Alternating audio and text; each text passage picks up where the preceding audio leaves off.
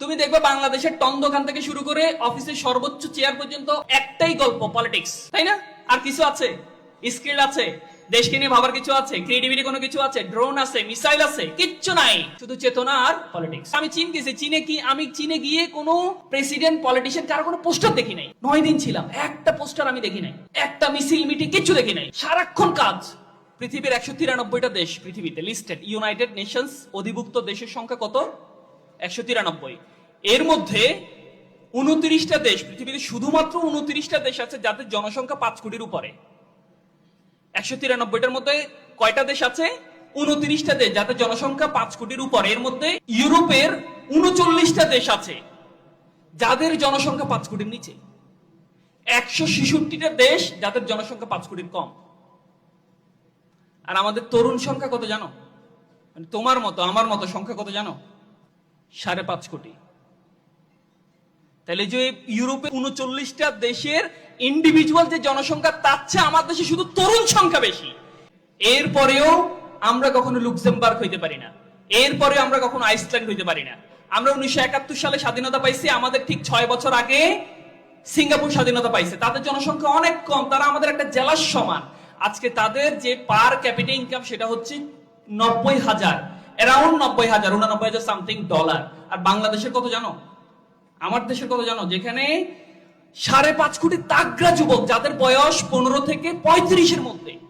এরকম যুবকের সংখ্যা পৃথিবীতে কেবলমাত্র 29টা দেশে আছে, যারা সবগুলো সিভিলাইজড কান্ট্রি, সবগুলো ডেভেলপড কান্ট্রি, কেবল বাংলাদেশ ছাড়া।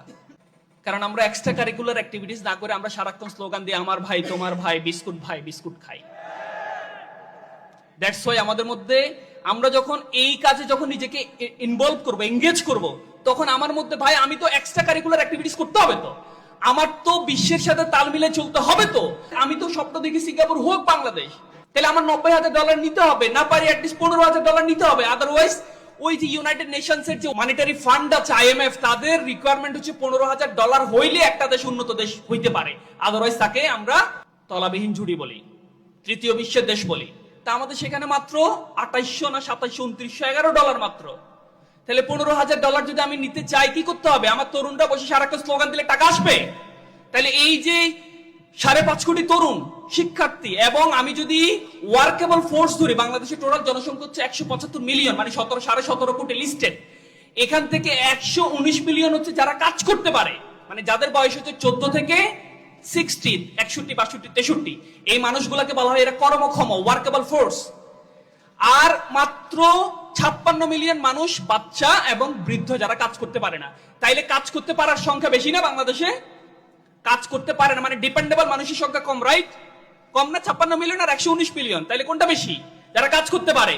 কাজ করতে পারে সবই ঠিক আছে, তাগড়া যুবক আছে, সব ঠিক আছে, কিন্তু কোনো কর্মসংস্থান নাই, কিন্তু কোনো দক্ষতা নাই, কিন্তু কোনো স্কিল নাই। শুধুমাত্র আছে আমার সুটেড বুটেড ডিগ্রি, শুধুমাত্র আছে আমার ভুরি ভুরি বিশ্ববিদ্যালয় অনার্স মাস্টার্স, রাইট? তাইলে বাংলাদেশকে আমরা লুক্সেমবার্গ বানাইতে পারবো না, বাংলাদেশকে আমরা আইসল্যান্ড বানাইতে পারবো না, বাংলাদেশকে আমরা সিঙ্গাপুর বানাইতে পারবো না, বাংলাদেশকে আমরা মালয়েশিয়া বানাইতে পারবো না। আমরা সারা জীবন শুধু চেতনা বিক্রি করে যাব। 71-এ স্বাধীনতা পাইছি, 56, 55, 57 বছর চলে যাবে, কিন্তু আমার দেশ কখনো সিঙ্গাপুর হইতে পারবে না। তাহলে কোনো লাভ আছে ভাই? বলো, কোনো লাভ আছে? নাই তো।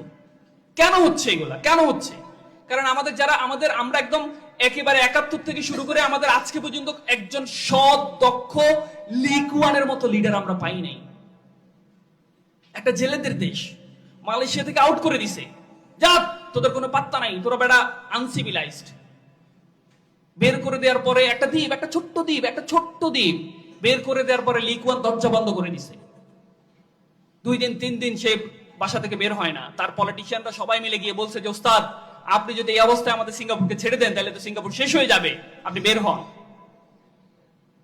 বের হওয়ার পরে ওই লিকুয়ান বলল যে আমি যদি ইনস্ট্যান্ট রিয়াক্ট করতাম, তোমরা এক একজন এক এক মতামত দিতা, এখানে দাঙ্গা তৈরি হইতো, মালয়েশিয়ার সাথে যুদ্ধ বেঁধে যাইতো, আমরা স্বাধীনতা চাইতাম, আমরা তাদের কাছে থাকতে চাইতাম, এই সব কিছু করে কোনো লাভ হইতো না। আমি কয়েকদিন শুধু ভাবছি কি করা যায়। ভাবার পরে একটা ডিসিশন নিছে। প্রথমে, পৃথিবীতে একটা দেশ, যেই দেশকে সকাল সন্ধ্যা পরিষ্কার করা হয়, এই ডিসিশনটা নিছে। নিয়ে হচ্ছে পুরো পৃথিবী জুড়ে মার্কেটিং করছে, পুরো পৃথিবী জুড়ে ক্যাম্পেইন করছে যে জানো পৃথিবীতে একটা দেশ আছে যেই দেশটাকে সকাল সন্ধ্যা ধৌত করা হয়, পরিষ্কার করা হয়, এর চেয়ে স্বাস্থ্যকর দেশ পৃথিবীতে আর নাই, তোমরা সবাই আমার দেশে আসো। এন্ড দেন পৃথিবীর সমস্ত ইনভেস্টররা গেল, মাউন্ট এলিজাবেথের মতো হাসপাতাল হইল। এমন কোন নামি দামি টেক জায়ান্ট নাই সিঙ্গাপুরে যার অফিস নাই, এমন কোন ভালো হসপিটাল নাই যেটা সিঙ্গাপুরে ব্রাঞ্চ নাই। একটা ডিসিশন মাত্র, সকাল সন্ধ্যা দৌড় করব। এবং তার ক্যাবিনেট গঠন করলো, ক্যাবিনেটে সবাইকে এক একজনকে এক একটা দায়িত্ব দিল। একজন ক্যাবিনেট তার আত্মীয় দুর্নীতির তার নাম আসলো। কিসে নাম আসলো? পরের দিনে ফাঁসি দিয়ে ফেললো। বাংলাদেশে এরকম অনেক আমরা দেখি না? কিন্তু কোনোদিন বিচার হইতে দেখি? কোনোদিন পদত্যাগ করতে দেখি? তা আমার দেশ, আমি যদি সারাক্ষণ রাত দিন 24 ঘন্টা স্বপ্নে দেখি আর জপতে থাকি আমি সিঙ্গাপুর, জীবনে সম্ভব? ওই লিকুয়ানের মতো হইতে হবে। লিকুয়ান 3টা শব্দ দিয়ে তার পুরো সিঙ্গাপুর চেঞ্জ করে ফেলছে। অনলি 3টা শব্দ। হার্ভার্ডের একজন শিক্ষক এটা নিয়ে গবেষণা করছে যে লিকুয়ান কি করে তার সিঙ্গাপুরকে পৃথিবীর অন্যতম একটা দেশ, যেই দেশের একটা এয়ারপোর্টের বিমানের ডিলে, এয়ারপোর্টের এন্ট্রি সিস্টেমের ডিলে নাকি কয়েক সেকেন্ড অনলি। মানে যে টাইম বলা আছে ওই টাইমে বিমানগুলো ফ্লাই করবে, ওই টাইমে ল্যান্ড করবে, 1 সেকেন্ড এদিক ওদিক হবে না। এত বেশি তারা ডিসিপ্লিন টাইমের প্রতি। লিডারশিপ আর কিচ্ছু না, একজন লিডার। 3টা শব্দ, মেরিটোক্রেসি, মেধাকে মূল্যায়ন করছে, যারা মেধা পেয়েছে তাদেরকে ডাকছে। কোন দল? Don't care. কোন দল করে ডোন্ট কেয়ার? আমার দল না, আমার এন্ট্রি দল, ডোন্ট কেয়ার। মেধাবী ধরে নিয়ে আসো। মেধাবীদেরকে ঠিকঠাক জায়গায় বসাইছে। এন্ড দেন সবচেয়ে গুরুত্বপূর্ণ, যেটা বাংলাদেশে অবহেলিত, যাদেরকে বাম চোখে দেখা হয়, যারা টেকনিক্যালি সাউন্ড, তাদেরকে বাংলাদেশে বাম চোখে দেখা হয়। দেখা হয় না? আমাদেরকে বাম চোখে দেখা হয় না? কিন্তু আমরা কিন্তু কম্পারেটিভলি ওই সুটেড বুটেড ডিগ্রির চেয়ে আমরা কিন্তু টেকনিক্যালি সাউন্ড, রাইট? কিন্তু আমাদেরকে বাম চোখে দেখা হয়। ওই সিঙ্গাপুরের লিকুয়ান যারা স্কিল ছিল তাদেরকে ধরে নিয়ে এসে বসাইছে। পি, প্র্যাগমেটিজম, মানে প্রায়োগিক নলেজ যাদের বেশি ছিল তাদেরকে ধরে নিয়ে এসে জায়গায় বসাইছে। নাম্বার 1 থিওরি ছিল মেরিটোক্রেসি, মেধাকে মূল্যায়ন করছে। নাম্বার 2 ছিল যাদের প্রায়োগিক নলেজ, ব্যবহারিক নলেজ, স্কিল নলেজ ভালো, তাদেরকে বসাইছে। এন্ড নাম্বার 3 মোস্ট ইম্পর্টেন্ট, যেটা বাংলাদেশে নাই, যেটা বাংলাদেশের একটা বিল্ডিং এর একদম নিচতলায় যে ব্যক্তি বসে আর সর্বোচ্চ চেয়ারে যে বসে সবাই সেম, এজ, অনেস্টি। এই 3টা শব্দ দিয়ে সিঙ্গাপুরকে চেঞ্জ করে ফেলছে। Meritocracy, pragmatism, honesty. আমার ডান পাশের লোক দুর্নীতি করবে, আগামীকালকে আমি তাকে স্যাক করে দেবো। নেপালের দেখছি আমরা, তাই না?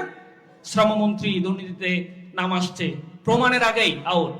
স্বরাষ্ট্রমন্ত্রী, তার একটা কোম্পানিতে ইনভেস্ট শেয়ার আছে, তার না, তার এক ফ্রেন্ডের, ওই ফ্রেন্ডের, মানে ফ্রেন্ড বলবো না, কলিগ বলবো, ওই কলিগের নামে একটা পত্রিকা নিউজ আসছে স্বরাষ্ট্রমন্ত্রী নিজে পদত্যাগ করছে। আমাদের দেশের মতো, আমি নেপাল গেছি, একদম আমাদের দেশের মতো, আমাদের চেয়েও তারা আন্ডার ডেভেলপড, তাদের মধ্যে দেশপ্রেম আছে। তাহলে এই 3টা শব্দ যদি আমরা বাস্তবায়ন করতে পারি, আমাদের দেশেও একদিন আমি আমি আমি খুব খুব মন থেকে বিলিভ করি যে পৃথিবীতে দেখবা এত এত কথা বলি আমরা, কোনোদিন আমি আমার নিজের দেশের উদাহরণ দিতে পারি না। দেখো আজকে সিঙ্গাপুরের কথা বলছি, মালয়েশিয়ার কথা বলছি, রাইট? তা আমার দেশের কথা কিন্তু পৃথিবীর কোনো মঞ্চে বলা হয় না। বলা হইলেও বলে যে চোরের দেশ, দুর্নীতিগ্রস্তদের দেশ, আনসিভিলাইজড দেশ, তলাবিহীন ঝুড়ি। মিডল ইস্টে খবর নাও, আমাদের ভাই ব্রাদার যারা আছে দেখবা মিডল ইস্টে যায়, নৌকায় করে, জাহাজে করে লিবিয়া যায়, মাঝখানে মারা যায়। এন্ড দেন পুরো বাংলাদেশে বদনাম হয়। ধরো ওয়ার্ল্ড কাপে গেছে ভলেন্টারি করার জন্য, পালাই গেছে, পুরো বাংলাদেশের বদনাম। তার মানে আমরা জাতি, একদম পুরো এন্টায়ার জাতি, আমরা এতটা আনসিভিলাইজড, এতটা করাপ্টেড, এই জন্য আমরা সিঙ্গাপুর হইতে পারি না। অথচ আমাদের সব আছে। দেখো পৃথিবীতে তোমার গবেষকরা বলছে যে যেই দেশের ওয়ার্কেবল ফোর্স, মানে যারা কাজ করতে পারে, তারা যদি ডিপেন্ডেবল ফোর্সের চেয়ে বেশি হয়, ওই দেশ উন্নত হবেই হবে। যেটা আমরা 2010 সাল থেকে এই যাত্রাটা আমাদের শুরু হয়েছিল, মানে ডিপেন্ডেবল মানুষের চেয়ে ওয়ার্কেবল মানুষ বেশি, যেটাকে বলা হয় ডেমোগ্রাফিক ডিভিডেন্ড। ওই ডেমোগ্রাফিক ডিভিডেন্ডের মধ্যে যে দেশ ঢুকে তারা যে কোনো মূল্যেই উন্নত হবে।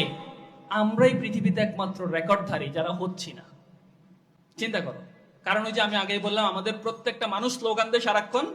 তুমি দেখবে বাংলাদেশের টন দোকান থেকে শুরু করে অফিসের সর্বোচ্চ চেয়ার পর্যন্ত একটাই গল্প, পলিটিক্স, তাই না?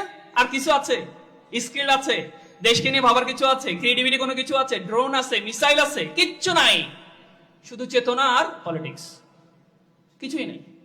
দেখো তুমি চায়ের দোকানদারও কিন্তু জানে, চায়ের দোকানদার বলে যে রাষ্ট্রপতি এমনি এমনি দেশ চালানো উচিত, প্রধানমন্ত্রী এমনি এমনি দেশ চালানো উচিত, but he doesn't know how to make a good cup of tea. সব জানে, কিন্তু নিজে ভালো এক কাপ চা বানাবে এটা জানে না।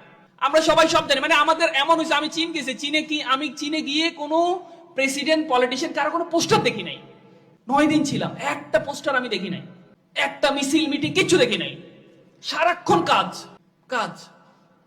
আর আমাদের দেশে সারাক্ষণ আড্ডা, পলিটিক্যাল আড্ডা, চায়ের দোকানগুলোতে সবচেয়ে বেশি, তাই না? সো এই দেশ তো উন্নত হবে না। এটা এটা হচ্ছে কেন? একটা ট্রু লিডারশিপ, ওই যে এমপিএইচ এর মতো থিওরি, লিক ওয়ানের মতো থিওরি, নিজের দল ডোন্ট কেয়ার, ফাঁসি দিয়ে ফেলবে। এই জিরো টলারেন্সে যদি আসতে পারতাম, আমাদের কিন্তু সব রেডি আছে। আমাদের পলিটেকনিক শিক্ষায় শিক্ষিত দক্ষ জনশক্তি আছে, আমাদের ওয়ার্কেবল ফোর্স 119 মিলিয়ন আছে, আমরা কাজ করতে পারি, সবই আছে। এখন তো এই দেশে বসে আমি আমেরিকার ডলারও ইনকাম করতে পারি, রাইট? এখন ফ্রিল্যান্সিং আছে, সবই সময়। এখন যে বিষয়টা এমন না যে সবগুলোর মিডল ইস্টে পাঠাও, দরকার নাই, আপনি এই দেশে বসে কাজ করতে পারেন। কিন্তু প্রবলেম হচ্ছে আমাদের ওই লিডারশিপটা নাই, প্রবলেম হচ্ছে আমাদের ওই সততাটা নাই।